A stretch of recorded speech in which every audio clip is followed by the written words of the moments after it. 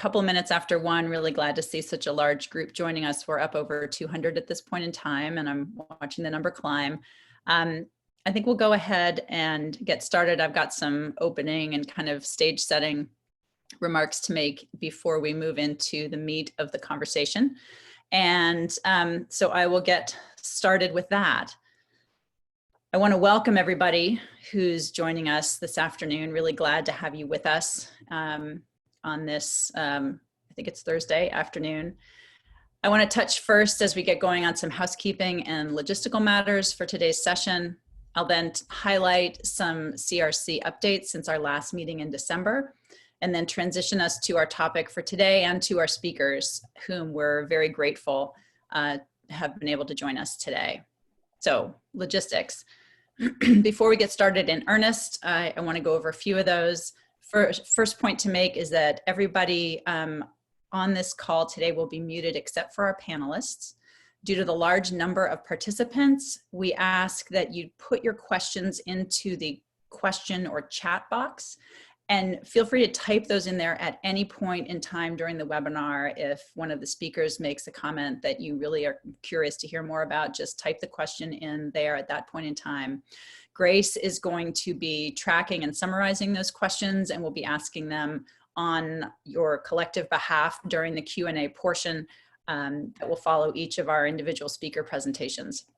If we don't get to all the questions that you pose, we will be asking our presenters to respond to them after the webinar, and we'll share those with you in a follow-up email. We're also recording this webinar, and that will be made available on the CRC website along with the PowerPoint presentation from the session. So I do want to note that not only is this the CRC's first ever virtual workshop, it's also the largest event we've held by far. We have nearly 500 people who had RSVP'd to attend, and we're climbing really well toward that number right now. I really want to thank you all for your interest and for making the time to join us this afternoon. This workshop was originally planned to be hosted in Davis, and we're looking forward to the time that we can all be together again in person. So Grace, if you'll move to the slide touching on our key CRC initiatives and updates since our last meeting. I've just a couple of things to point to. Since we last gathered in person in mid-December, we hosted a webinar series to discuss the findings, implications, and solutions from the Sacramento Air District's Regional Urban Heat Island Model Study. We had a diverse array of speakers, including modeling analyst Dr. Haider Taha of Alto Stratus, Shelley Jang of the Sacramento Metropolitan Air Quality Management District, Jason Vargo of the California Department of Public Health, Jonathan Parfrey of Climate Resolve, Carrie Whitlock from the City of Elk Grove, and Torin Dunavant from Sacramento Tree Foundation. If you haven't had a chance to view the recordings or slides, they are on the CRC's website under events, and they'll also be sent as a follow-up resource after this meeting. The second thing I want to point out is our ongoing PSA campaign. One of the pillars of CRC is regularly informing the public of climate impacts and providing solutions they can implement in their homes and organizations to help adapt. Each year through our social media networks, CRC disseminates 2 PSA campaigns focused on public safety and awareness, one for extreme heat and the other for flooding. Although it didn't rain much this year, and to garner any flashy headlines, our flood PSA, which was live between January and March, reached over 80,000 people, averaging to over 600 people exposed to the campaign on a daily basis. Our partners, our CRC member network, are a huge reason why these campaigns reach tens of thousands of people as they do. If you're interested in partnering with the CRC on this PSA, please connect with Grace. The next slide shows all the members of the Capital Region Climate Readiness Collaborative, which spans the 6-county capital region. If you're not a member and would like to learn more about what CRC is and does, we'd love to have you join us. We'd love to have that conversation with you. Best way to do that would be to connect with Grace Kaufman, who is one of the CRC staff members. So shifting now to a little bit of an intro to this topic. Our intent today is to host an early discussion about the impacts of the COVID-19 pandemic, including its economic implications on climate change, adaptation, and mitigation. The emphasis here is on early. We are all obviously still right in the midst of the immediate response to the pandemic, with the world having changed around us very fast and its future shape nowhere near clear. Immediate priorities today are where they need to be on managing the health crisis and on creating economic stabilization measures to the extent possible. And I want to pause briefly to say that, of course, the data are sobering. As of today, there are 2 million COVID-19 cases reported globally, with more than 600,000 of those in the US. 25,000 people have died in the US alone, while curves in some places, including thankfully our own state, are showing signs of flattening. The timing and the look of a return to normal are very much unknown. And in economic terms, moving beyond public health, more than 22 million people have filed for unemployment in the US in just the past 4 weeks, dwarfing any past period of time. Those hardest hit by unemployment are already the most vulnerable in our communities. And ironically, those who are most likely still to be working essential jobs and thus regularly exposed to health risks of COVID-19 are also among the most vulnerable in our communities. But inevitably and thankfully, we will all turn from the immediacy and urgency of this present moment and begin to work on recovery and on the future that we will create for ourselves. And that's why we're holding today's workshop today, to share our early thoughts, hopes, and worries about what the COVID-19 pandemic and its impacts could mean for the other emergency that's underway, the climate emergency. We're really delighted, and I'm honored to have such a strong group of speakers for today's session. They'll each speak in the order shown on the slide, and after each we'll have the chance for Q&A. So as a reminder, please use the chat box to log your questions as we go, and Grace will be tracking them and ask them during the Q&A. If you do see a good question asked by someone else, please note that you can add a thumbs up within the chat window to help prioritize it for Grace. So now I'd like to turn to introduce and then invite Yoon Kim, who's Managing Director of Global Client Services at 427, to speak about climate change and COVID-19. First, a quick bio on Yoon. She's Managing Director of Global Client Services. She provides oversight on all aspects of 427's client engagements. She works closely with investors, corporations, and governments to assess financial and economic exposure to physical climate risks, support the integration of climate risk considerations into planning, and promote cross-sectoral dialogue to address physical climate impacts. Yoon has over a decade of experience working with private and public sector entities in the US and globally to assess physical climate risks and identify climate resilience opportunities. She holds a doctorate in development studies from the University of Oxford. So Yoon, I'd love to turn it over to you. Thank you, Meg, and thank you for the opportunity to speak today. I'm excited to be here with you all. So my role here today is to provide some context around the potential nexus between climate change and COVID-19. And so we already know that there are going to be some impacts from both the mitigation as well as adaptation and resilience perspective. When it comes to mitigation, we have already seen significant reductions in emissions, which is in some ways good news, but we also know that the reason for this is because economic activity globally has effectively come to a halt for a period of time. And so, of course, we know that this is not a sustainable outcome in the near term, but it does highlight potential opportunities for how one might be able to promote this from a longer term perspective. And so when we think about longer term opportunities from a mitigation perspective, we've seen a significant change, of course, in travel patterns, including things like telecommuting. And so it really opens up potential opportunities for thinking about how we think about where and how we need to work and what makes the most sense in terms of attending meetings and conferences, and that can really help to contribute longer term to potential emissions reductions. There are also opportunities to rethink what cities look like in order to promote sustainability goals. And so one example is, for instance, Oakland's closure of about 10% of their vehicle street network in order to create more space for pedestrians and cyclists who have as one of the few outlets to go out and spend some time walking around and being outside. Another example is Berkeley has reset traffic signals at a number of high traffic intersections so that they automatically include walk signals for pedestrians instead of requiring a pedestrian to push a button.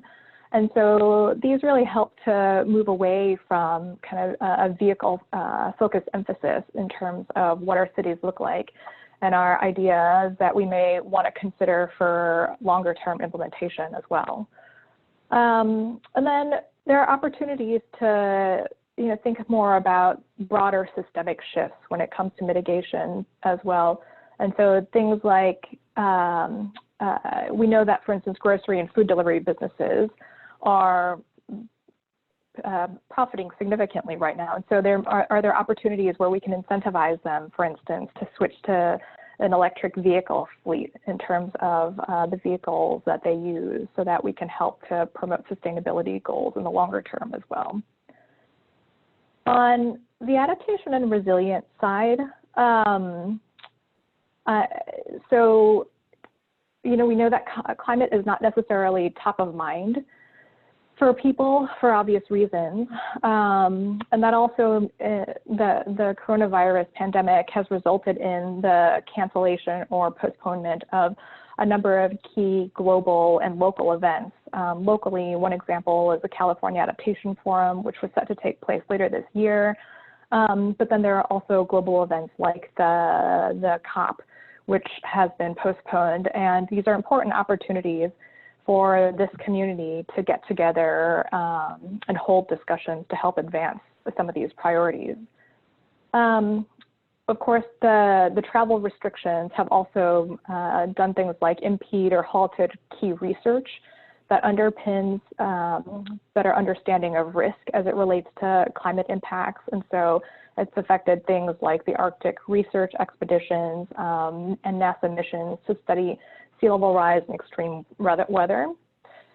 And then another element which I'm sure a number of the people on this call have already been thinking about is that the local jurisdictions across the state and across the nation are dealing with reduced resilience. So many of these, many areas are already tapped out in their efforts to deal with this pandemic. But we also know that many parts of the country, including significant parts of California, are likely to experience potential climate impacts in the near future. In California specifically, of course, things like wildfires we know are a major concern. Extreme heat is another one. In other parts of the country, it could be things like hurricanes in the Atlantic, as well as flooding in the central portions of the U.S. And these are the kind of the overlay of these two types of disasters will place significant additional stress on local jurisdictions who struggle to deal with both the damages inflicted by these additional climate impacts, as well as the costs that they have to incur, the loss of life, and then health impacts, not only for their citizens, but also for the first responders who are being called upon to help provide response to this type of event.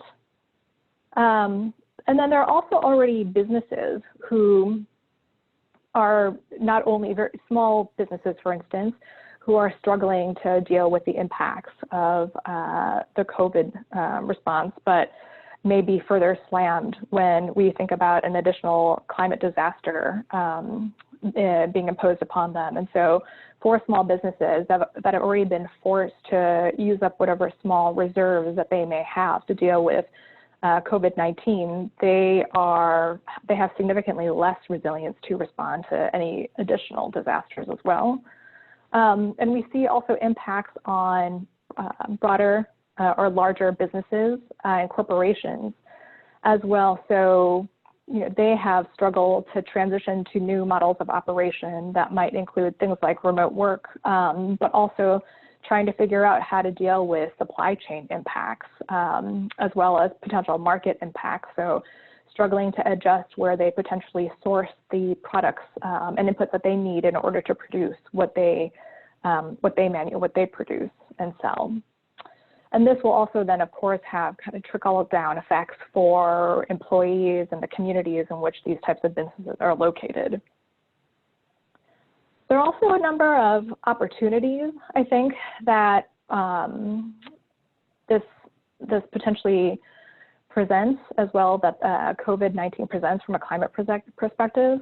And the first is that it really highlights the importance of preparedness. So entities that have already engaged in preemptive planning when it comes to COVID, for instance, have been better equipped to deal with the disaster. And it includes things like homeschooling technology, which might be useful not only in the context of this pandemic, but as we think about broader climate disasters that potentially displace people. But then also things about issues related to, for instance, limiting power shutoffs for critical healthcare facilities, and having appropriate plans and systems in place to ensure that power is brought back online as soon as possible. Also thinking about pre-identifying shelter systems so that when the climate disasters that we know are likely to occur take place, that we actually have options in place that not only can accommodate people who are affected by this, but do so from the perspective of social distancing considerations as well, if needed. It also requires things like making sure we have expanded testing. So how can we make sure that this has been rolled out effectively to help make sure that communities are best equipped to deal with any additional climate disasters that occur. And there may be then opportunities to leverage, for instance, the existing hospitality industry and workers to help provide support to some of the people who are affected, whether it's by providing shelter or by helping to feed people affected by the disasters. And the types of measures that we put in place to manage for both the COVID-19 pandemic as well as for potential climate risks can help to build resilience for the other types of disasters more generally as well.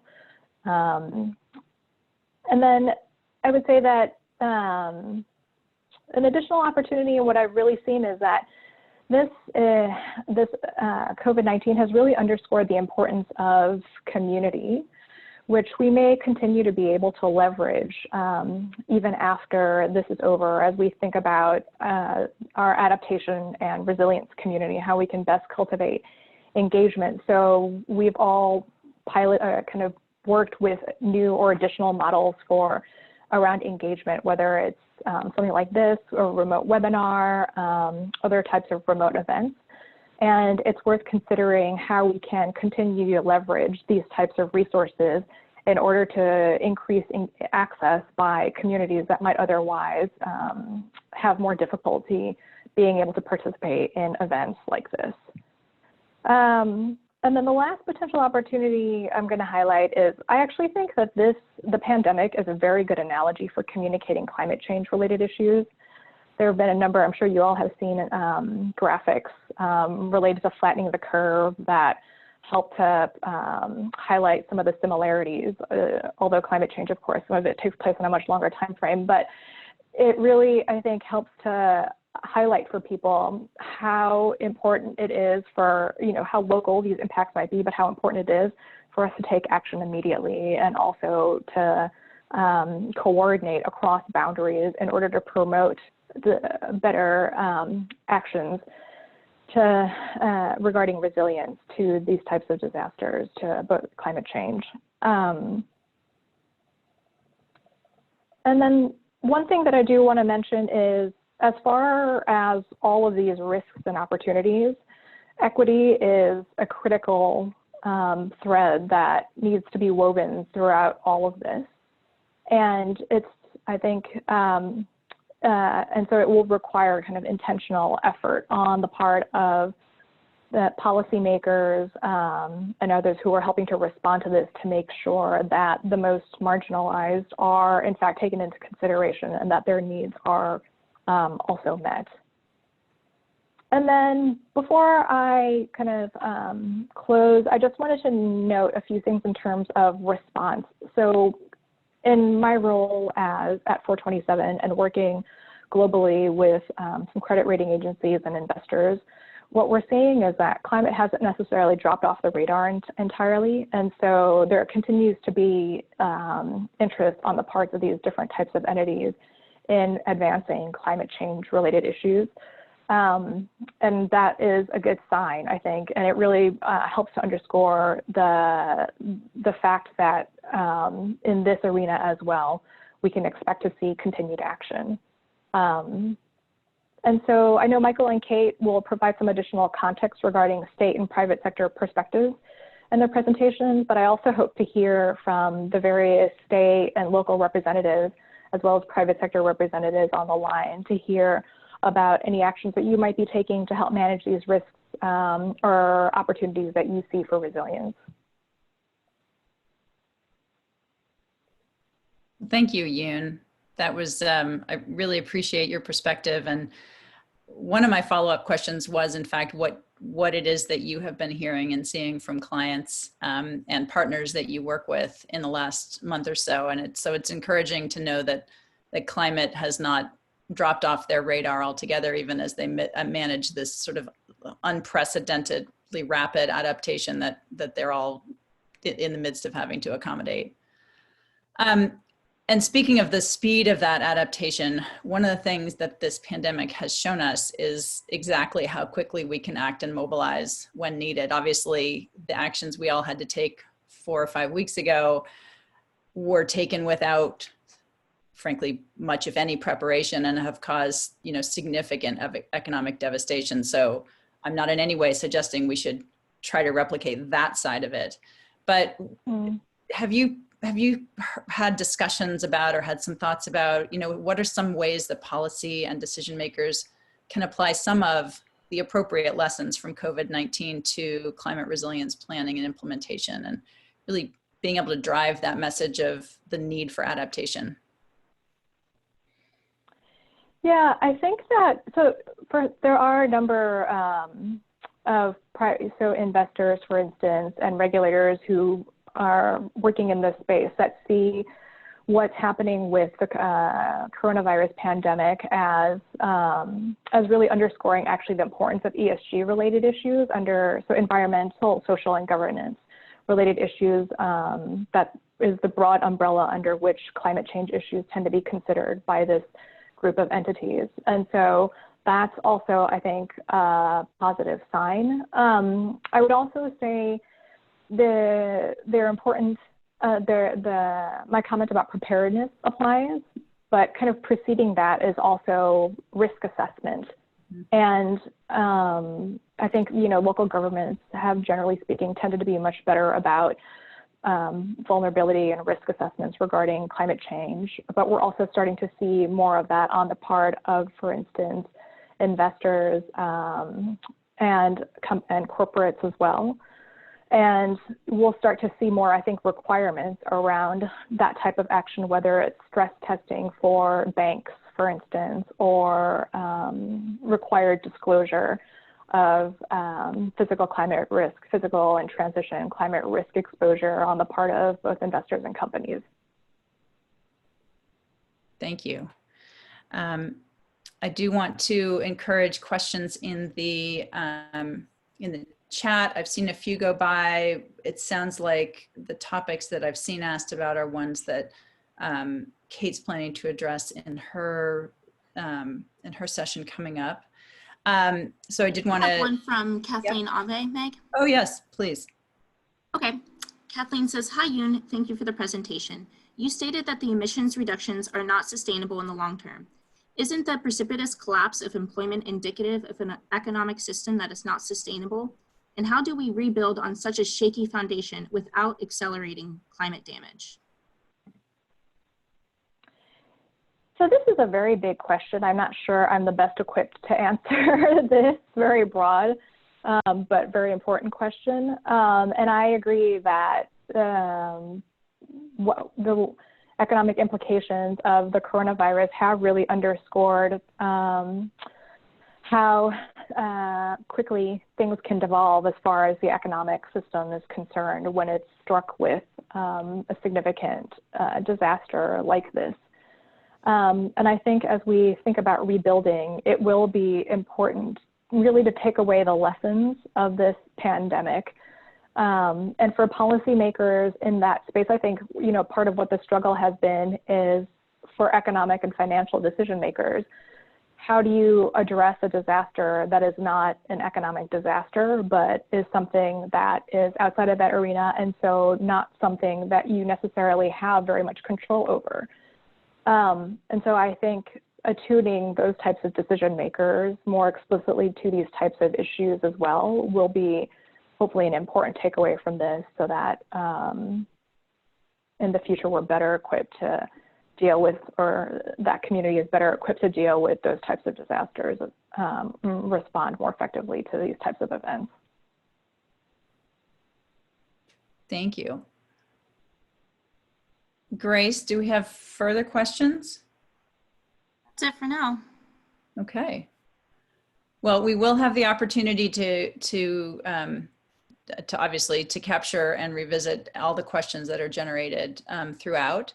But for the time being, why don't I say thank you, Yoon. And actually, before we move on to Michael, at the end of this session overall, we have created sort of 3 virtual breakout rooms, one for each of the speakers. And so if there is a particular person here that you would like to have a slightly smaller conversation with, or be in a room with a slightly smaller number of people and have a conversation with, we will be sharing the information about how to get to those rooms at the end of, after Kate's comments and after the Q&A that follows that.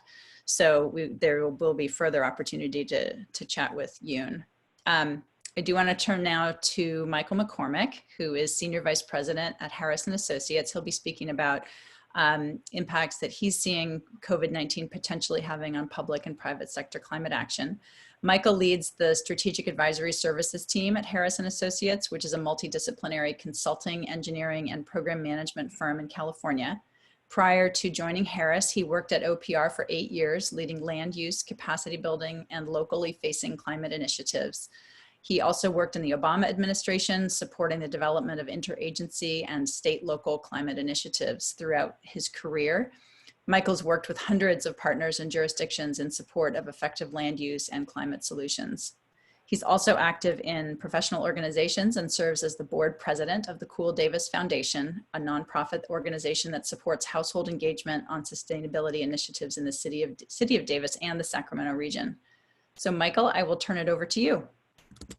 Well, great. Thank you, Meg. And thank you for inviting me to be part of this discussion. As you, in your introductory comments, you noted that this is a preliminary discussion. And as I've been out trying to find additional information to help support the discussion today, this is a constantly evolving area of interest right now. People are connected across their networks to engage and understand what others are doing to react. So I have a few thoughts on that as we go forward here. The first piece I want to take is the public sector side, and then I'm going to talk a little bit about the private sector side and the response and some opportunities to come out of this discussion. The public sector has performed dramatically well with the closures that have occurred for the most part. The stay-at-home orders, although impactful, and then in the first week at stay-at-home, as we were working with our clients on various climate initiatives and other projects, there were a lot of question marks about how are people going to respond? Are offices going to stay closed?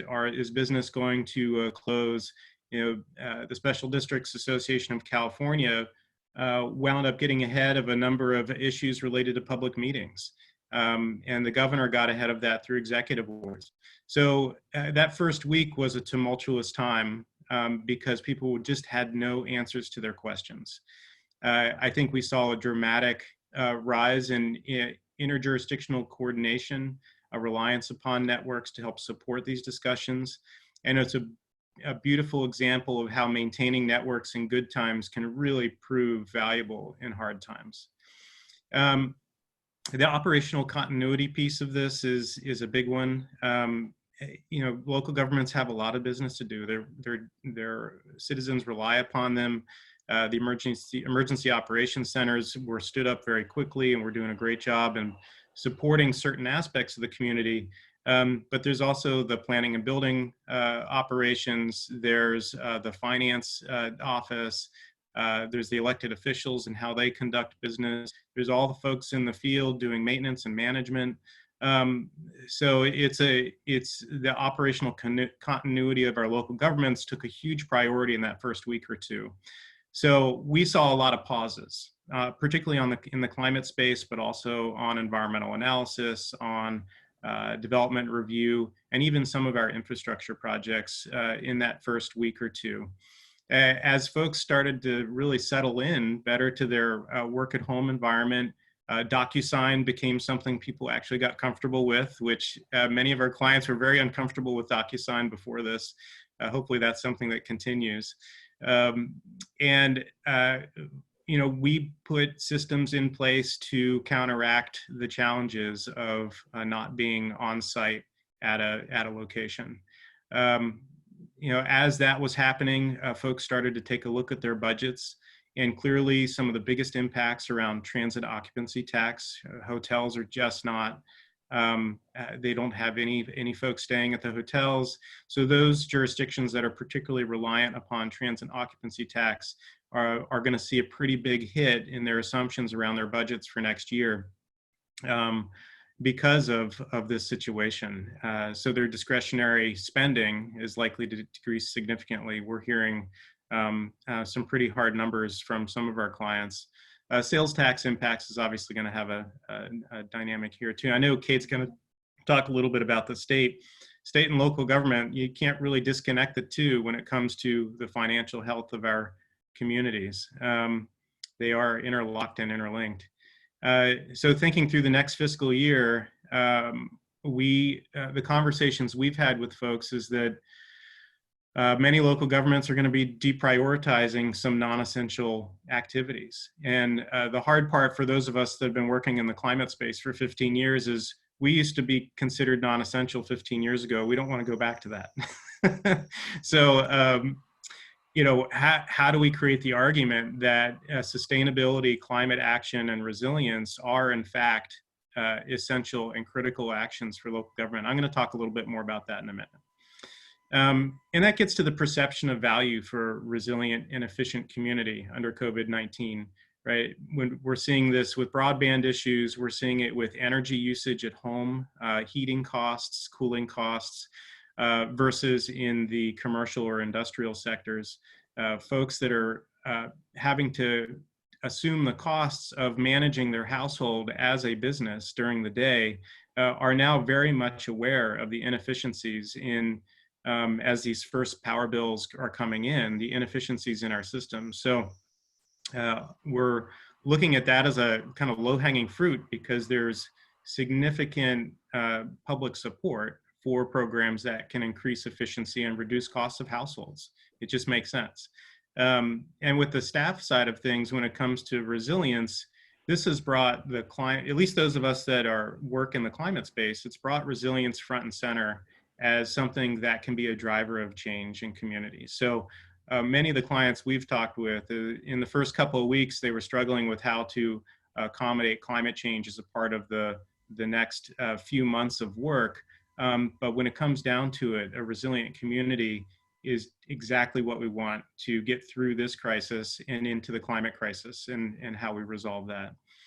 And it's resulting in some significant creativity. I think we're seeing some fantastic work happening between jurisdictions to share with each other lessons learned, experiences, our networks, the Special Districts Association, the League of Cities, Institute for Local Government Commission, and CSAC and others are all providing these really critical roles in making sure that folks are connected to some of this innovation that's taking place. And the National League of Cities, in fact, has a tracker, an action tracker about who is doing what on COVID-19. It's a great place to go to see what's happening in jurisdictions across the US. And to Yoon's point, the city of Oakland, for example, they've stepped up and said, you know what, this is a great opportunity to accelerate some of the things that we want to do to prioritize pedestrian and bicycle infrastructure. So let's move towards pulling some of these unused streets because everybody's at home or walking or biking, and generate a more pedestrian and bicycle friendly dynamic right now. Thinking about networks, C40, the Alliance of Regional Collaboratives for Climate Adaptation, I mean, there are some really great conversations happening about how to support each other, how to support the state in decision-making, how to support the federal government engaging with elected officials, each other, and our citizens to help support really great action.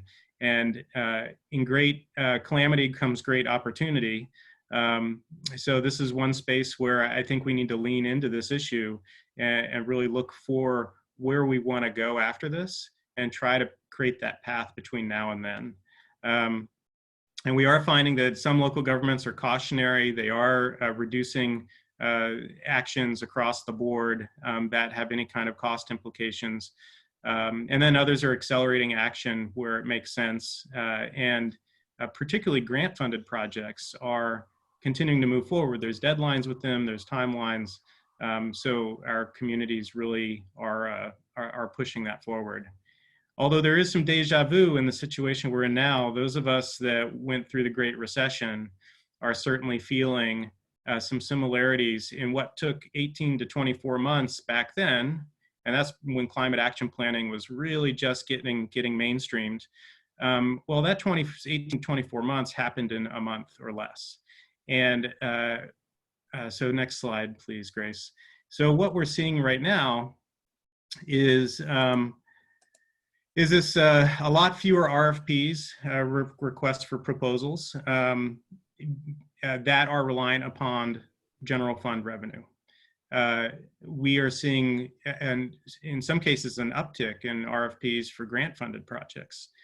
So people want to continue to move forward on initiatives, but the cautionary note of what the budget looks like in 2021 and how do you drive progress without funding is a big question mark holding up a number of folks through the RFP release process.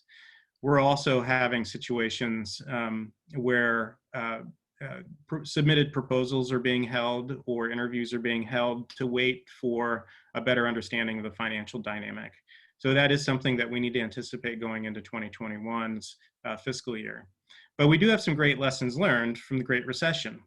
The Energy Efficiency Conservation Block Grant, for example, the consultant community got together that was working on climate action plans at that time, looked at the stimulus opportunities that were out there, and the $1.6 billion for EECBG became a really interesting opportunity to leverage to support climate action in California. Over 90 climate action plans were completed in part or partially through funding through EECBG in that 5-year period after EECBG launched. That really helped to transform the landscape of climate action planning in California.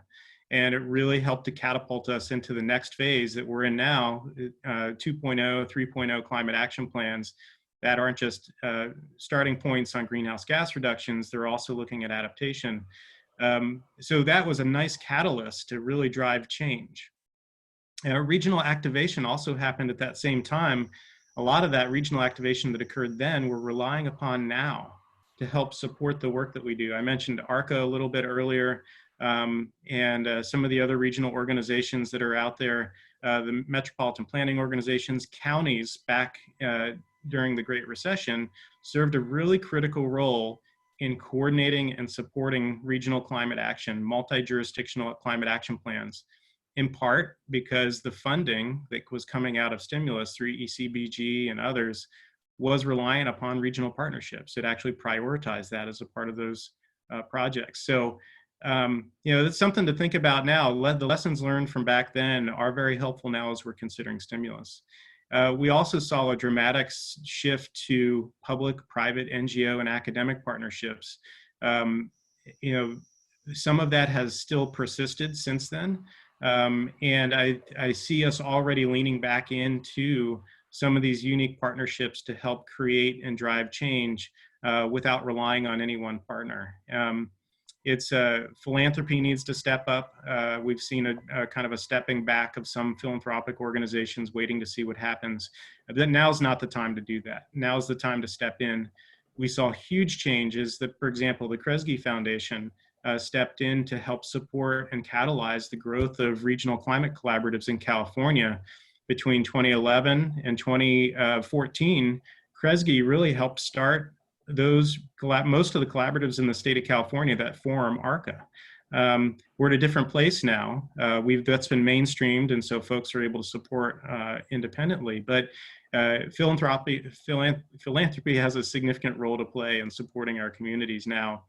The state, obviously Kate's going to talk a little bit about this too, but the state has a really critical role to play in how the pass-through funding from the federal government is going to deploy to our local communities.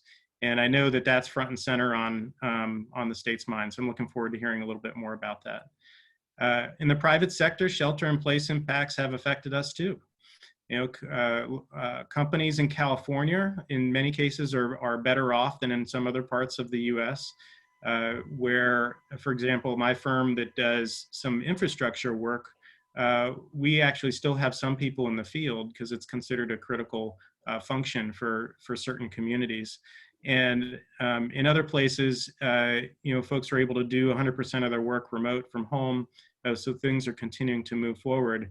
We were able to take our 225 plus staff and convert them to work remote in a week.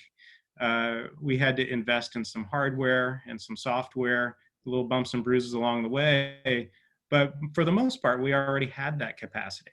Unlike if this had happened a decade or two ago, we actually have the technology in place to be able to accommodate it. So, and the transformation that's happening in how we communicate, even this meeting today, right? That was going to be in person at UC Davis. It's a dramatic change in how we're able to connect with others. And the diversity in the portfolios of work that we have is really important to make sure that we can balance out impacts to any one sector or another. Every firm that's in the space is looking at stimulus, grants, what their clients are doing, what their partners are doing. Those creative partnerships are becoming more important now than ever. And really trying to figure out how do we support our clients in really creative ways right now, because it's a challenging dynamic we're in, and it's crazy. We're all in this together. The whole world is in shelter in place, and we're figuring it out together. It's pretty amazing. I think one of the things that I've really enjoyed working with some of my colleagues on in the private sector is thinking through how do we support our communities that are most impacted. I think we're getting some early traction on that. I'd like to see us much more actively focus on that rather than reacting to opportunities, actually helping to form how we create programs that support those most impacted communities. And then, thinking about the future. We're in the now. Obviously, everybody's looking at their balance books, but let's think about what we want our practice to look like in a year or 5 years. And next slide, Grace.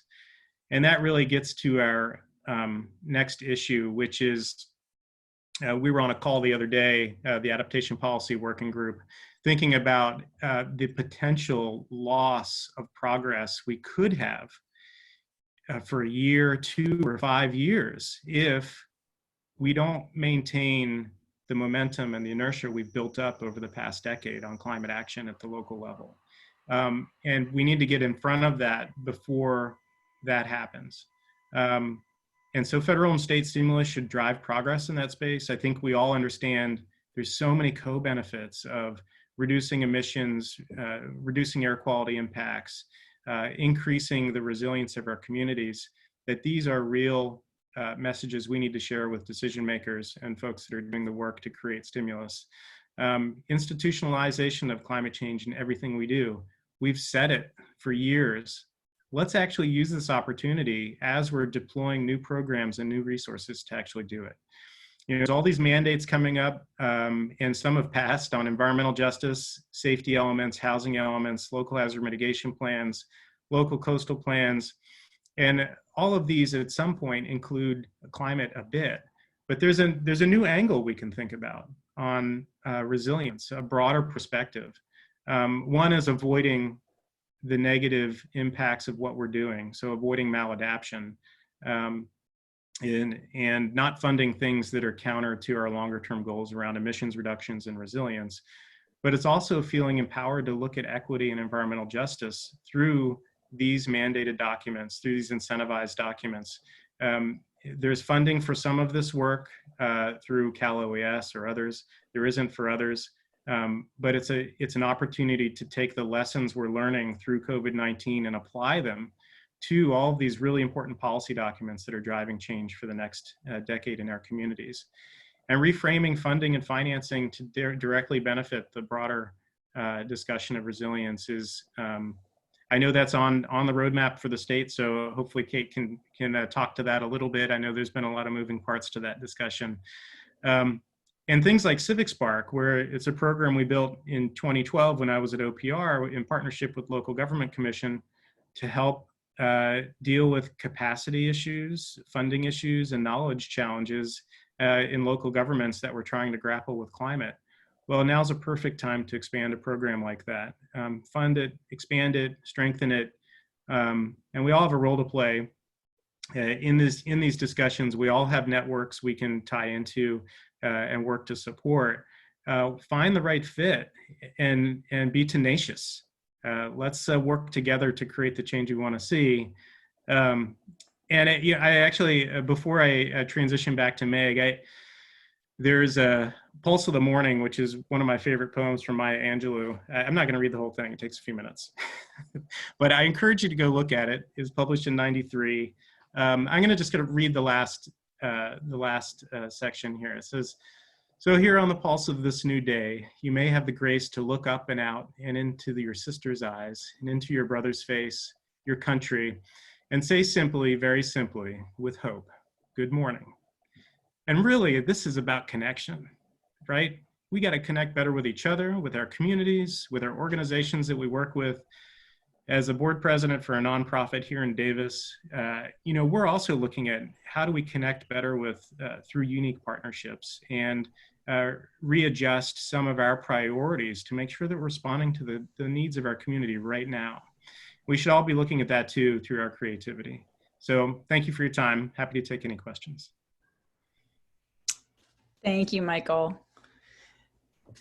As an English major, I very much appreciate you ending your remarks with the end of a poem. So thank you for that. And a very hopeful and I felt to me very appropriate end of the poem as well. I've seen a few questions come through. I did want to go back to something that you noted about some of the stimulus priorities that we saw in the last Great Recession, the last go round. We do, at least at this moment in time, obviously have a very different administration in place at the federal level.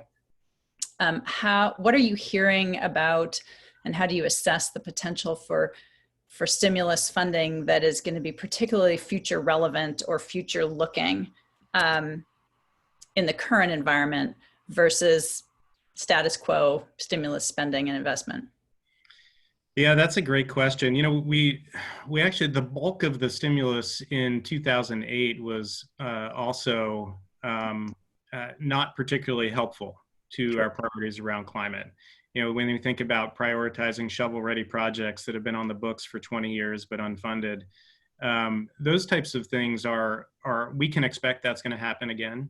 And when I talk about needing to avoid maladaptation, as the state, because most of this money is going to come through state pass-through, as the state is passing that money through, we found very clearly back then that the state can attach requirements to that funding in very creative ways to help it focus in one way or another. It still has a primary intent of doing something that the federal government has decided it needs to do, but you can also slightly adjust it to be much more beneficial for our priorities in the state of California, and that's the intent. You know, if you want stimulus money to get spent, you got to create some flexibility in the program and allow the state to deploy it in a way that supports very quick expenditure. So we can expect that same thing now. It's how ultimately we came, ECBG, the Energy Efficiency Conservation Block Grant program, was not originally built to support climate action planning. It was supporting energy retrofits and turning light bulbs, you know, transitioning light bulbs to LEDs, that type of thing, or maybe it was CFLs back in the day. But we found a couple of us were looking at some of the code, some of the lines of narrative, and realized that that could be applied to climate action planning. We actually talked to the DOE representative that had deployed the guidance and had them interpret it for us, where it allowed for that CAP funding. And again, so many climate action plans in California came from that reinterpretation of issued guidance. So I would say, you know, when these programs come out, just don't just take that text and move forward with just what that text is. Reinterpret it, get reconfirmation that it can be deployed in a different sort of way, and run it forward so that it meets the interests of your community. Because the stuff isn't meant to be, most of this money is not meant to be restrictive. It's meant to be open, and we should see it as that and allow for our own space to interpret it. Thank you. Thank you. Really appreciate that look back to those days. Grace, do we have other questions for Michael? Yes, we do. We have several. I'll start off with the one in the Q&A box. With the COVID-19 pandemic and shelter-in-place orders, we've seen a variety of capacity and equity issues emerge around internet access for schools, local governments, and businesses. What are some opportunities to learn from COVID-19 for promoting equitable high-speed internet access, as well as climate action planning strategies related to teleworking, co-working spaces, or transportation demand management measures? That's a lot of questions wrapped up in one. And I think the point is that broadband access is critical to equity. And it's also critical to how we move forward as society, so that we don't have to be physically in a location that has been prioritized for high-speed internet access. Why aren't all of our communities prioritized for high-speed internet access? Well, there's infrastructure challenges around that. And Meg might actually be better to answer this question. But it's been a long road to get where we are now. And I think that Kate's going to talk a little bit more about what the state's planning. But there's been a number of attempts to launch programs to improve broadband access to disadvantaged communities, communities of color, environmental justice communities, so that we can equalize the playing field in our economy. And some of those have gotten some great traction, others haven't. This is the perfect opportunity to push a strong initiative forward to make sure that we are providing that access. And from a work from home standpoint, you know, what the providers have done, some of them, to provide free upgrades and speed is fantastic. And I think there needs to be an extension of that policy, particularly in certain areas of our communities that are hardest hit. And I'll just jump in on the tail end of that, Michael. Yeah, thanks for the shout out to Valley Vision. We've been working on issues of broadband in this region and coordinating statewide for a number of years, and currently lead a PUC-funded regional broadband consortium that has, among other things, done mapping of broadband coverage gaps in the region, is looking to overlay those gaps, those maps of gaps, with transportation funding priorities through SACOG and the updated MTPSCS, in order to ideally, you know, sort of take best advantage of investment funds as they become available to accomplish not necessarily just a transportation, but perhaps also a broadband and a digital infrastructure set of objectives simultaneously. So there is, and I will also say that in the region, as we are starting to turn toward economic recovery very early stage thoughts. Broadband and 5G and the role that they can each play in that are definitely front of mind. So thanks for that. Good question. Grace, another couple for Michael? Yeah, the next one. How can we get leaders to understand that the climate crisis is directly related to our economic prosperity as they now see COVID's relationship with economics? Yeah, I think this is laying the field very nicely for that. I think that the challenges with assumed perpetual economic exponential growth and the periodic corrections that our economy goes through in order to accommodate that is a challenging expectation when we talk about limited resources in around the world. I'm a strong advocate of a circular economy and have worked on some projects in that space, mainly volunteered in the circular economy space, as most of us do. But there's actually been some impacts from COVID-19, such as no longer being able to reuse bags in our stores, and our delivery system that's reliant upon single-use packaging, even if it's recycled, has significant impacts. So, I think there's pros and cons to the space we're in here, and I would love it if there was a focus group that comes out of this discussion thinking about how we drive some changes in our economic assumptions to help support a more circular economy here in California as proof of concept for the United States and elsewhere. Others do it a little bit better than we do, but I think if anywhere that we can drive that change, California would be it. And I know that Kate's going to talk a little bit about some of the economic initiatives that the state's working on, and hopefully there's some space to have this conversation as well.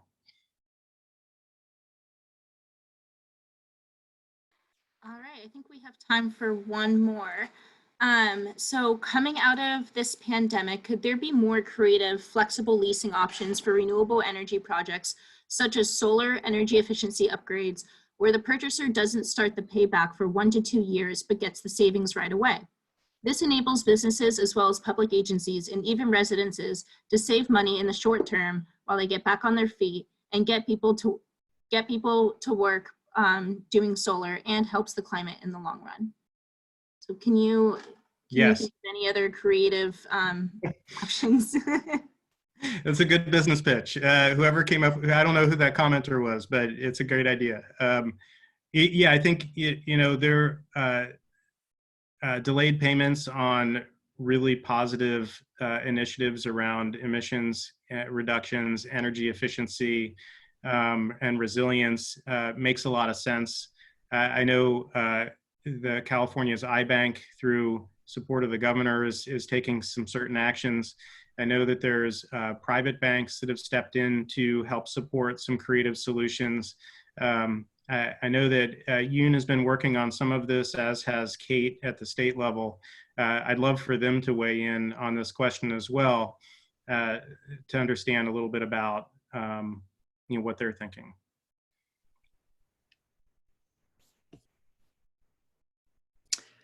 Well, that was a great segue from you to Kate. So thank you for that segue, and thank you for the question from whomever it came. And thanks, Michael. Again, we'll have the chance to do one-on-one conversation with each of the speakers in the smaller breakout rooms that follow. I now want to turn to introduce Kate Gordon. Delighted to have Kate with us today. She is Director of the Governor's Office of Planning and Research, and she'll be speaking about the state's current and no doubt quickly changing and updating and adapting mindset and priorities. Kate has spent the last 2 decades working at the intersection of climate change, energy policy, and economic development. She was appointed Director of OPR and Senior Advisor to the Governor on Climate by Governor Newsom in January 2019. She was trained as a community organizer and worked later in law and regional economic development, and her focus has long been on bringing diverse groups together to work toward a more sustainable and inclusive economy.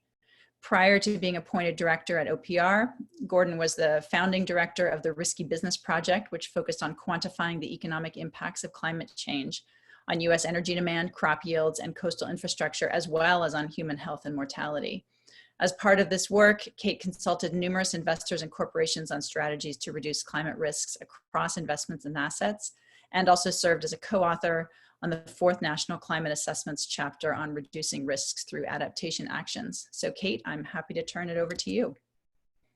Great, thank you so much, Meg, and thank you for everybody for being here and it's so strange, the world we're living in right now, but really appreciate the continued focus on these critical issues. And I think that both Yoon and Michael, who I've had the pleasure of working with for years, did a great job of teeing up many of these issues. So I think I have control over the screen, so I'm going to see if I can get it to work. Is it going to work? Is it going to work? Oh, maybe not. Oh, click to start. Hold on. Hold on. Hold on. Ah, it's not working. Sorry, I'm doing what I did last time to you guys, and it isn't working this time. There you go. Does that work? Something changed. Something changed, but there we go. All right. There's Jerry Brown. So I wanted to do a little bit of just laying out high level the state's priorities around climate, because the priorities have not changed. Some of the tactics and some of the approaches are changing day by day out of necessity, but we are incredibly fortunate to live in a state where the idea, the central value of a shift to a carbon neutral economy, and increasingly of really building out resilience in the face of current climate impacts, is baked into our system. It's part of many of our regulations. It's statutory in many places. It isn't something that can be unwound particularly easily, luckily. And a lot of that is due to former Governor Jerry Brown, who put into place really critical frameworks and policies to just articulate our climate commitments. And you know many of these, some of them were put in place by his predecessor, actually, Governor Schwarzenegger, but our cap and trade system, our renewable portfolio standards, our low carbon fuel standard, our commitment to 100% now clean electricity, our commitment to carbon neutrality, our many commitments and rules and regulations underneath those things to achieve those goals.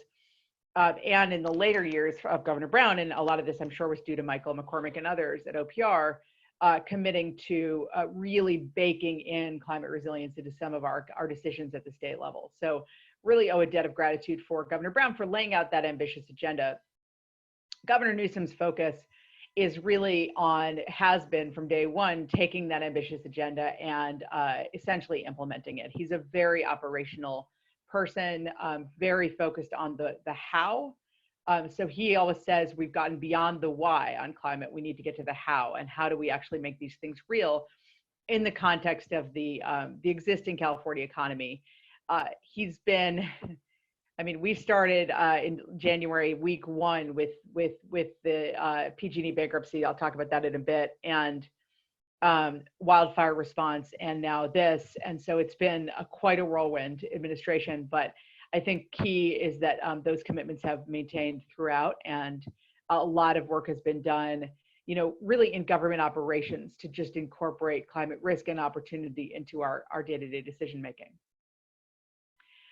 I want to just talk a little bit, you all know this, but I want to talk a little bit about it because I think it's relevant to the current moment. So this is just the Air Resources Board usual graph on sort of where we have been and where we need to get in terms of our carbon emissions going forward. I think it's important because that dip that you see in 2009, 10, 11, when we go way up in terms of emissions, and then there's this dip. That dip, of course, was the last recession. So there is always a reduction in emissions when there's a recession. We're seeing it again now. We will see it on an ongoing basis in the next few months and potentially years.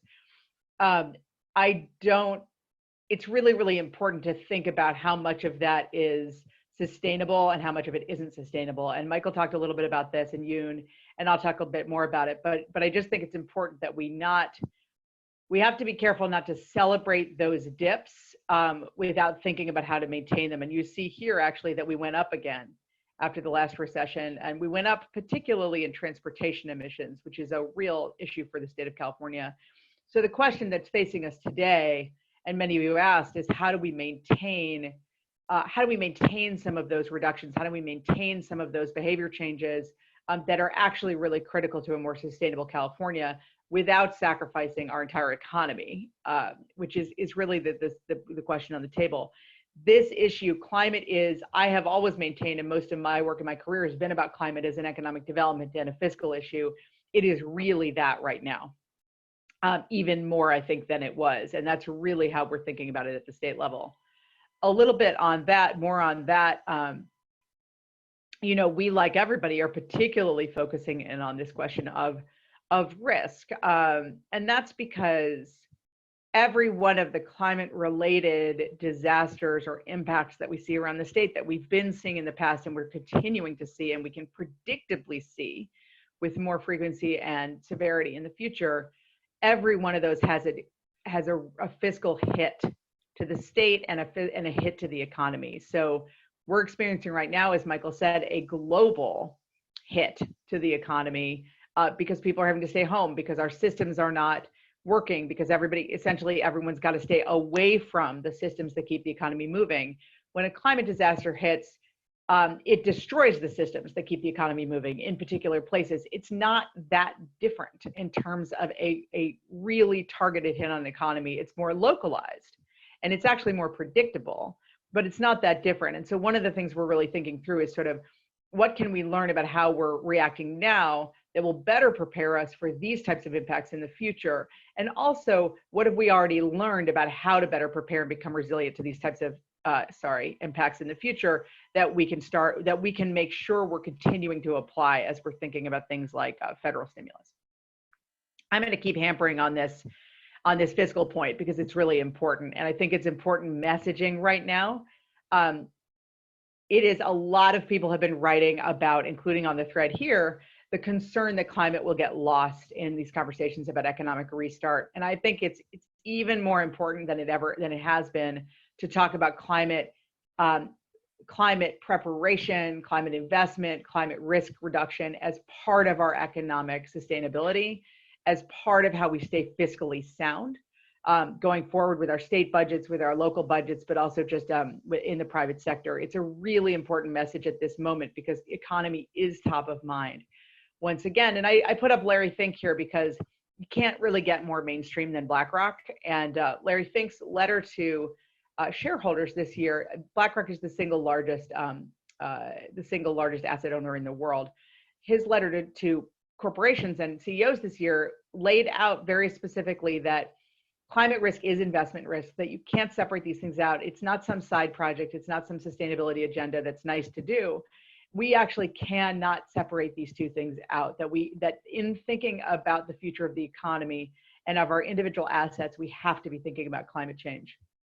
That also was laid out, I think, really nicely a few years ago by the G20's Task Force on Climate-Related Financial Disclosure, which really translated climate into fiscal language to say, when you're thinking about investment, when you're thinking about the assets that you own, you have got to think about a couple of specific types of risk.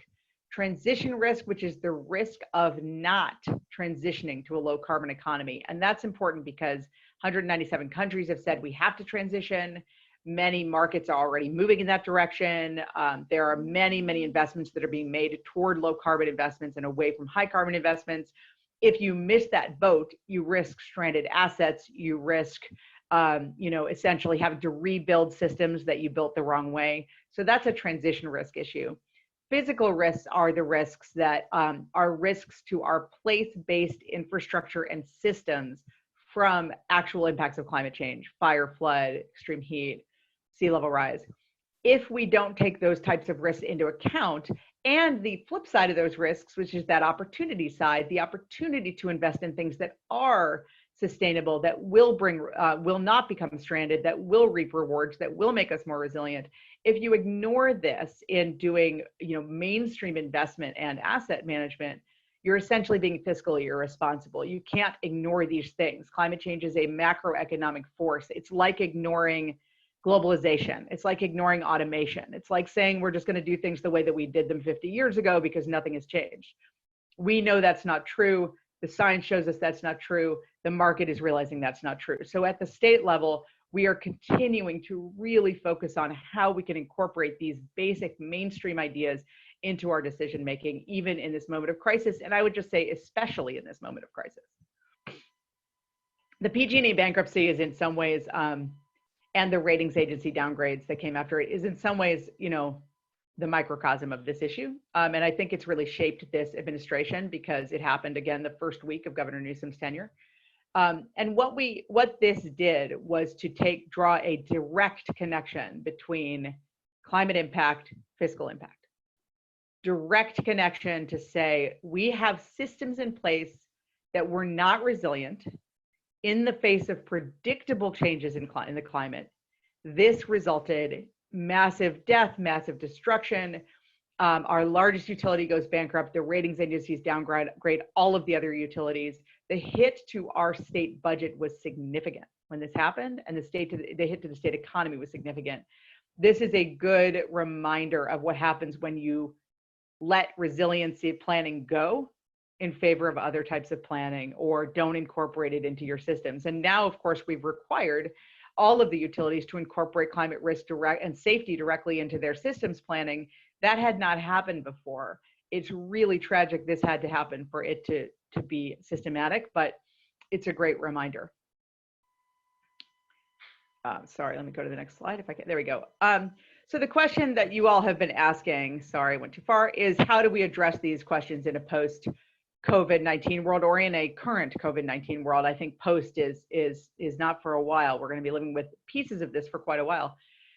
So how do we do a couple things? How do we take, and some of this has been touched on by Yoon and Michael, who I thought did great presentations. How do we take the best of what we are learning today from how we're reacting and think about how to systematize that?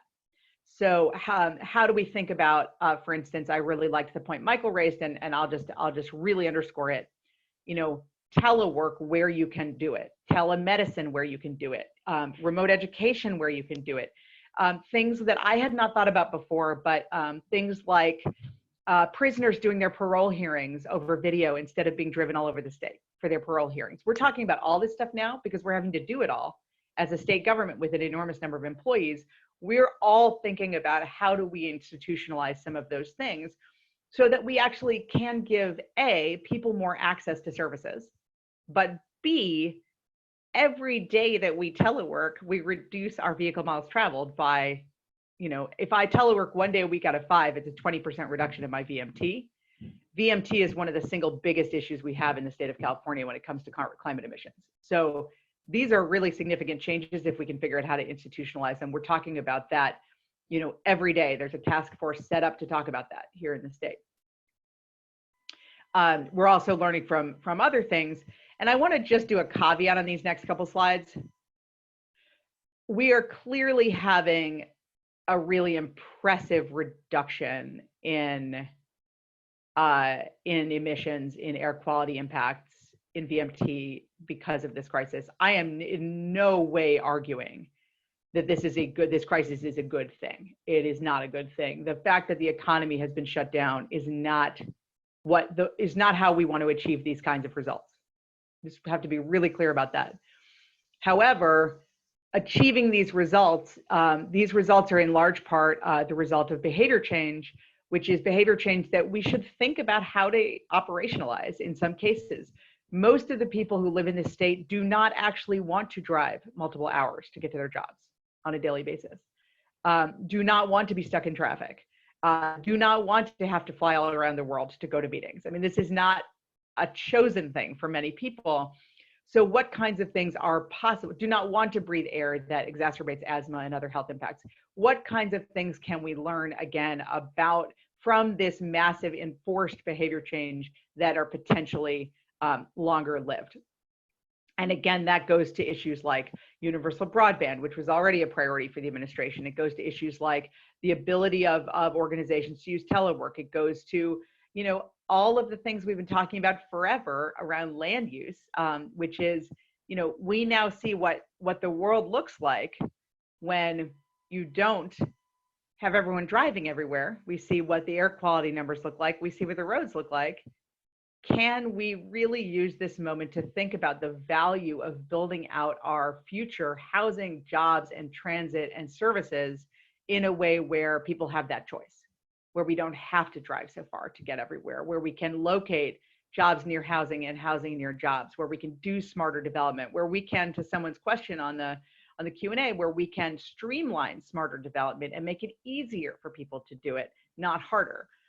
These are questions that everyone is asking today, and I think they're critically important questions. Again, not arguing that this was the right way to get there, but arguing that this is a demonstration of what things can look like when we make those kinds of choices. Another thing we've obviously seen is a major, this is just a map of the reduction in flights. And I think that's important too. You know, I'm somebody who's been active in this sort of global climate community for a long time. And I myself have been sort of horrified by the amount of flying around that people do who are in the climate movement. And I think it's interesting to think about what is necessary and what's not necessary in terms of global business travel. And we should just be thinking about these things. These are not only global business travel, but also things like supply chains, food systems. There's an increased focus on local food supply. There's an increased focus on, as Michael was saying, the circular economy, finding things near you, finding things in your neighborhood where you can walk to them, or you can grow your own, or you can support your local farmers market. I think those are really, really important kind of cultural touchstones that we should be thinking about, because the reality is that we had gotten to a tipping point in some ways on the globalization of the economy and the sheer amount of movement that it takes to run the economy. And that amount of movement has been a driver of economic growth, but it's also been a driver of carbon emissions and climate impacts. And it's something that we have a moment that we can take this moment to rethink. I want to be really clear that we as a state government are not, as I said earlier, and I'll say again, we are not backing down from the critical standards that we've put in place to protect Californians' health, to protect safety, to protect the environment. And I think that that's really important to say, particularly in this moment, because the reality that we're seeing, and for those who follow the daily numbers on COVID impacts in the state, you're seeing the same thing I am, which is that those populations with higher rates of asthma, for instance, have higher death rates from the disease than those who don't. That's not surprising. Many of those populations are communities of color, particularly African American. That is a direct relationship. There is a direct relationship between air quality and air impacts and health and this virus. And it's a good reminder that you can't relax those things. We can't relax our vigilance on environmental protection and standards in the face of this crisis. We, in fact, have to be even more vigilant in drawing connections between those things and in better protecting our citizens, just like we're trying to give more options to our citizens going forward on how they travel and how they live and how their land use patterns are laid out. And Cali, PA put out a statement yesterday. Secretary Blumenfeld, who's there in the picture, put out a statement yesterday, just making clear that we're continuing to safeguard those regulations, and we will not follow the path of the federal EPA in terms of relaxing environmental standards in this moment. So the big question now gets to how do you do what everyone's been asking? How do we reimagine the economy? How do we take those lessons from what we're learning now? How do we think about moving forward? And as I said, a lot of that we've been focused on has been in the arena of learning the best lessons from this crisis and thinking about how to operationalize them. But we've also been doing a lot of thinking about how to think about a potential stimulus. And I want to say stimulus, being really clear that what I mean is something more along the lines of the Reinvestment and Recovery Act than TARP. I think of the CARES Act as sort of like TARP. It's like bailing out critical industries, keeping things moving, helping small business, helping with unemployment, just keeping the economy from bleeding out too much. ARA and a potential future stimulus on infrastructure would really be more forward-looking and about rebuilding, reimagining the economy in the future. And I should just say that I was very, very involved in the Recovery Act, both at the Apollo Alliance and at the Center for American Progress, and in writing many and drafting many of the sections that were ultimately the green economy sections. And really want to emphasize what Michael said, which is that, and how we're thinking about it now, which is that some of that was intentional and some of it was how people interpreted it. And I think that's really important lesson to remember. This is not the same kind of moment that we had then. Different administration, different causes for the crisis, a lot more spending on health than we had to do back then. We have a lot more proactive spending that we're doing. So our state budgets will actually be much harder hit than they were in the first recession. That means we're looking very much at the federal government from a stimulus perspective to really help with some of these reimagining work. And we've been thinking about it a lot. We've been doing a process of working with the agencies on sort of their fundamental goals. And to Michael's point, we have been doing that we've started out with a set of criteria that are based on our fundamental state values. How are we thinking about, we've essentially asked agencies, give us your quote unquote shovel ready list, but do it only in the context of this criteria around, making sure we're meeting our climate goals, making sure we're meeting our goal of having a high road economy with quality jobs, with pathways into those jobs, making sure that we're paying special attention to disadvantaged and underserved communities, all of the things that are core values for the state. We are essentially trying to incorporate at the front end so that our shovel ready lists are shovel ready lists of projects that are consistent with the state's overarching policies and values.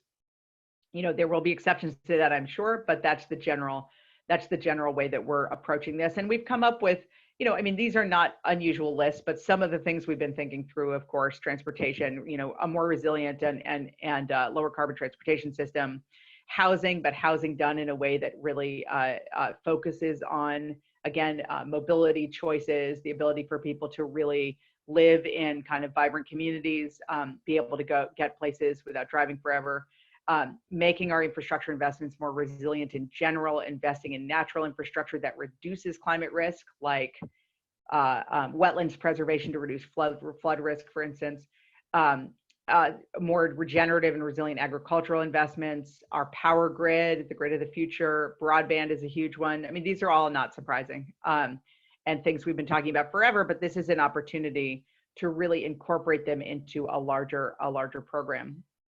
We've also been thinking about, and someone asked about this specifically, financing mechanisms. A lot of what was in the Recovery Act, people don't always remember this because they remember the shovel-ready projects, but a lot of what was in ARA was actually financing mechanisms that were critical. The manufacturing tax credit for manufacturing firms to retool to make cleaner or more efficient products was a big piece of that. The loan guarantee program and ARPA-E at the Department of Energy were big pieces of that, really moving money into these markets where the private sector wasn't ready to do that yet, leveraging private sector dollars. We're spending a lot of time thinking about this, and one of the things we spent a lot of time on, and it was in the governor's January budget as a proposal, and a proposal that we at OPR worked on very closely with GoBiz and the iBank and a number of outside folks, was this proposal around a catalyst fund, a climate catalyst fund, to really catalyze private sector dollars into projects, into low carbon and resilient projects where the private sector wasn't capitalizing them for a variety of reasons.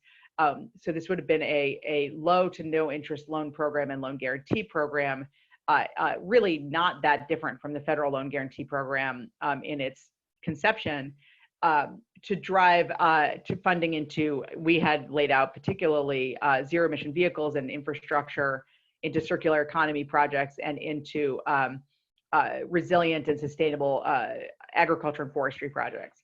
That idea of that fund is very much alive, and we're thinking about it in the context of not only capitalizing it through other means than the state budget, but also thinking specifically about the federal budget, and in this as part of a much larger movement for a sort of a green bank or an infrastructure bank at the federal level for these types of projects. So we're doing all that work. We're spending an enormous amount of time thinking about our opportunities. And I guess I want to just say two last things before I turn it back over that are overarching. One is we're doing that, but being very careful in how we do it. Our number one priority with federal stimulus is as much money coming to the state as possible with as much flexibility as possible.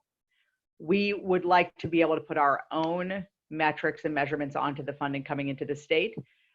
We do not want a situation in which either the state is dinged and less funding comes to us, or where the federal government puts things like preemption and regulatory reform into the money and we can't do what we need to do with it. So we're being very, very careful. You will not see us out there angling for a quote unquote green stimulus. We are working very hard for the most money possible with the most flexibility possible for critical infrastructure projects. We will then direct it in ways that make them, and so will the cities and so will the regions, in ways that make the most sense from given California's values. I think that's just really important lesson that I hope has been learned from, for instance, the way that the green stimulus proposals that were part of the original CARES Act played out. They were not taken well by Congress, and I think there was actually we lost some steps. We went a couple steps backwards because of that. The second thing that I want to really emphasize is I am talking, as you'll notice, almost entirely about a federal stimulus.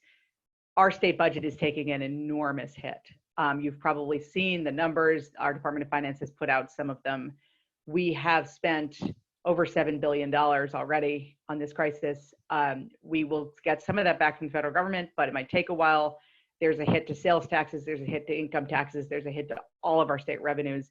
We are paring back with our state budget. And so we really do need to be looking for federal opportunities, and also for, as Michael said, just rethinking our existing spending, making sure what we are spending is resilient, making sure what we are spending is smart and targeted. And those are just critical things, I think, for us at the state, for cities, for individual businesses, really for everybody. So with that, I will turn it back and just say thank you again. I don't have a poem to read, I'm sorry to say, but thank you guys again so much for being on the webinar and for your great questions and for your time. Thank you, Kate. And it is true you don't have a poem, but you did have better slides than Michael, so it all balances out. I'm a big fan of the pictures, no text slide model. So, I am too. but with all seriousness, thank you very much. That was both very encouraging and very reassuring in terms of the ongoing state priorities, including the insights into some of the intentions and priorities with working at the federal level. And so I first want to express my thanks to you for joining us this afternoon. Absolutely. I know that I was watching the screens scroll by, and I know that your comments generated a lively discussion in the chat, and I also see that. a couple of questions. So rather than monopolizing the Q&A time with a question from myself, I think perhaps I'll turn directly to Grace and see what you'd like to offer up from the audience questions. Megan, and thanks, Kate. Sure. So you had kind of mentioned that there wasn't going to be a green stimulus package, but we are seeing record unemployment across the state and the nation. Are there any creative ideas or opportunities to jumpstart our economy with a green jobs training program for clean energy, or are there some other methods? Yeah, I mean, this is certainly part of the conversation. I will just say from my own experience, and those who knew me from back then know that I'm sort of like a veteran of the green jobs wars. The Apollo Alliance, which I helped found, was what was probably the first green jobs organization, gave rise to the Blue Green Alliance and to Green for All. And we did a lot of the original numbers. We were the source of the original jobs numbers that President Obama used.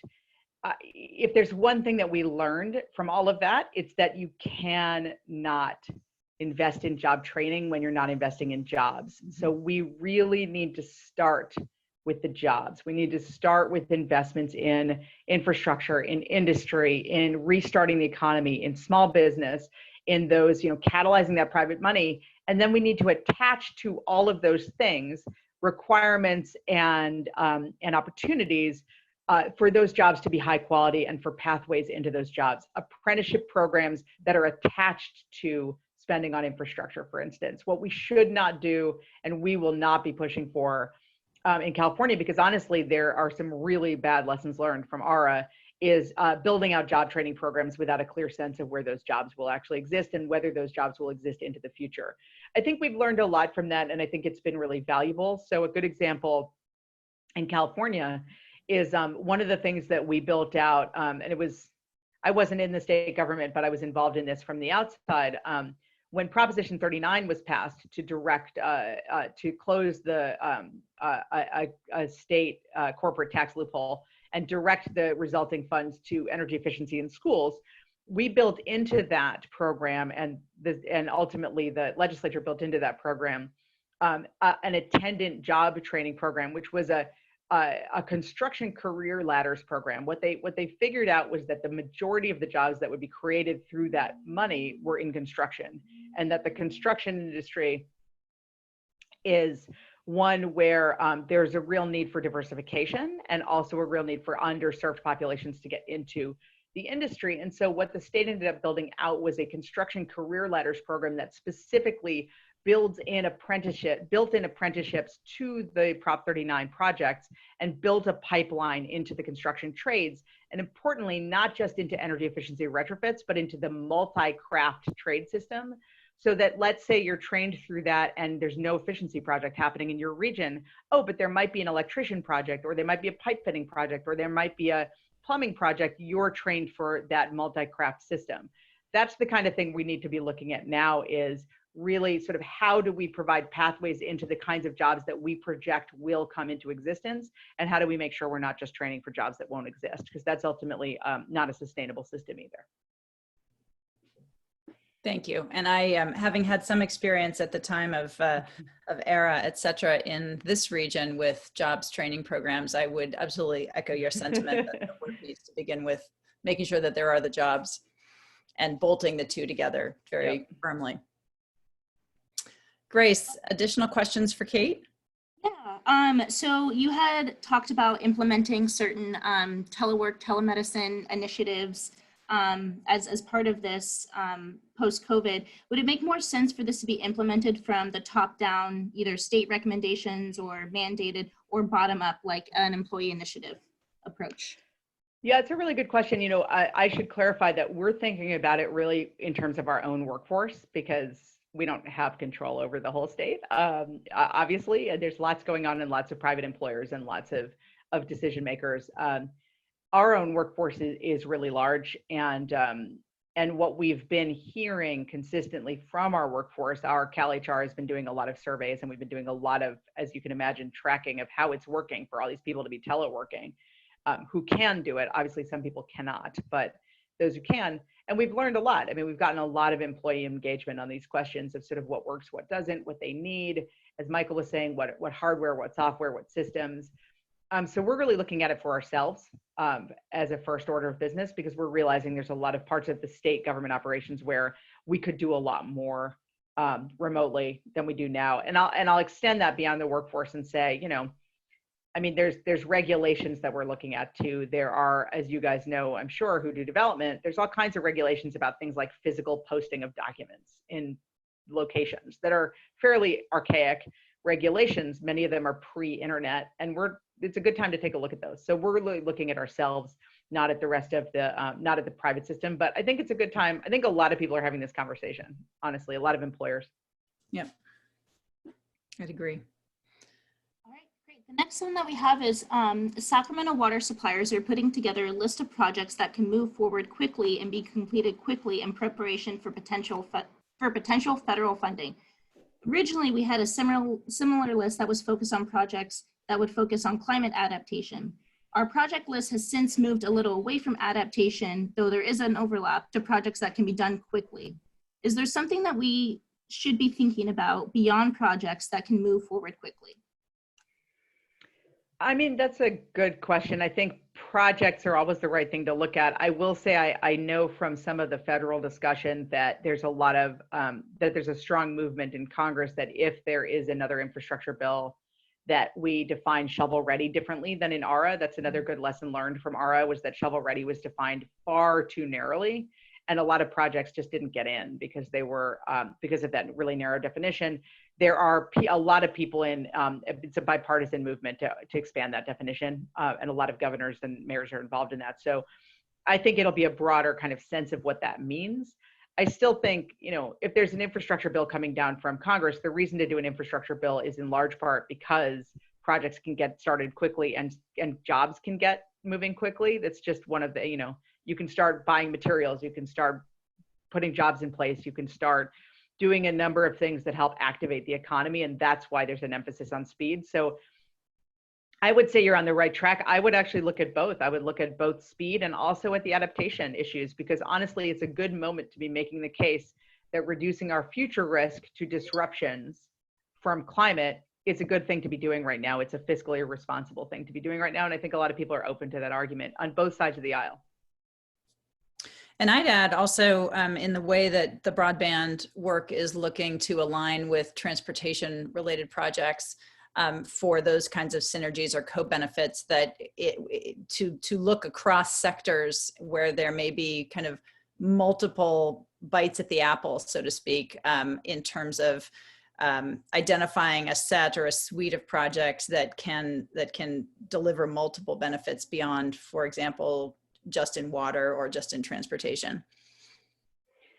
I think that's right. I think it is challenging, of course, as it always is, that the way that the money tends to flow from the federal government tends to be by agency. So it isn't necessarily designed for good cross-sectional approaches, right. but I think we can do something, you know, that can be, again, something we address as it comes in through the state or through local government.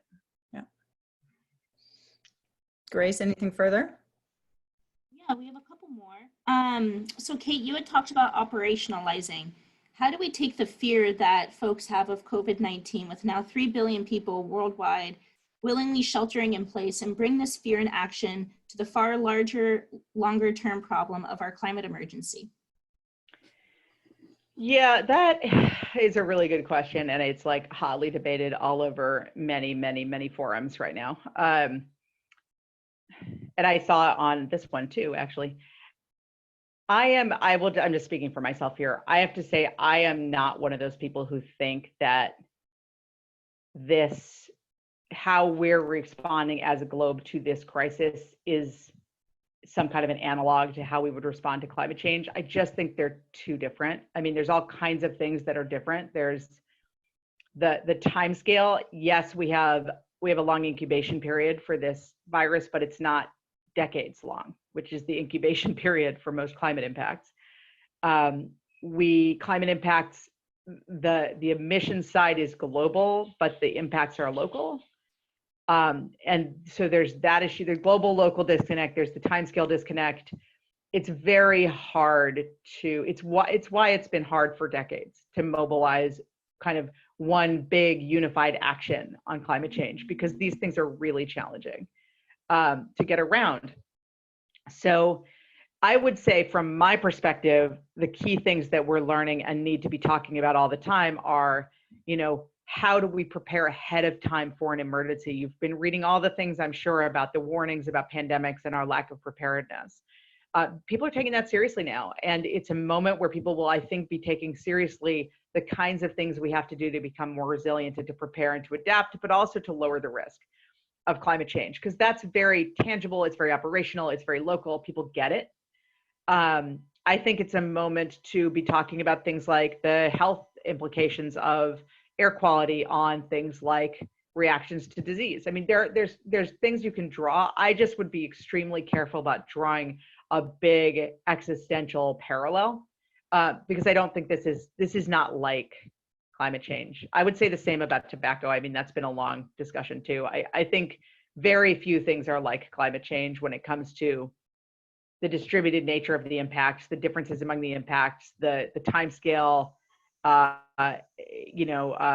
problem to or cause to impact issue. I think it's just hard. So I would draw very local connections and not global connections. I'll put it that way. Great, thank you. There are a couple more, but I just encourage folks to join Kate's individual meeting room if they'd like to follow up. That is very similar to what I was just about to say, Grace. So we are a few minutes ahead of schedule, which is great. And we can, can we jump to the next slide? I just want to make sure I do what I'm supposed to do next. So first of all, I want to thank our three speakers. I want to thank all of you who have been with us today. We topped out about 300. We're still at about 250. So that's, I think, amazing staying power for a 2-hour Zoom, or a nearly 2-hour Zoom. And really appreciate it. I think it obviously goes to the interest level of the topic and the obvious expertise of all three of our speakers. I think we heard a lot of really good food for thought, both about kind of the connections that may exist and the connections that may not exist between what we're going through now and climate-related action. And I want to encourage everyone to jump into one of the 3 meeting rooms with one of our 3 speakers. Those will open pretty much as soon as we all leave this meeting. We will have to leave this meeting and then go to a separate meeting room, just the way this particular Zoom functionality works. And each of the meeting rooms is, the link is shown there on your screen. Grace has also just dropped it into the chat window, so it's visible to everybody. And so all you'll need to do is grab the URL for the room relating to the speaker whom you want to join, and then remember that person's password, which very cleverly is his or her first name. And then leave this Zoom and jump back into a new one using that URL. So hopefully that makes sense. I'll be in the room with Kate. We will also have staff in the room with Michael and with Yoon, just to try to troubleshoot any potential technical difficulties that come up. And I do want to close by thanking everyone for being here. I'd love to encourage you to join CRC if you are not already a member of it. Ask some questions of Grace or me about what CRC is and what we do. And again, we have been recording this, and it and the slides will be available on our website, on the CRC website, after the event concludes. So thank you to all, and various of us will see various of you in the separate meeting rooms shortly. Thank you so much.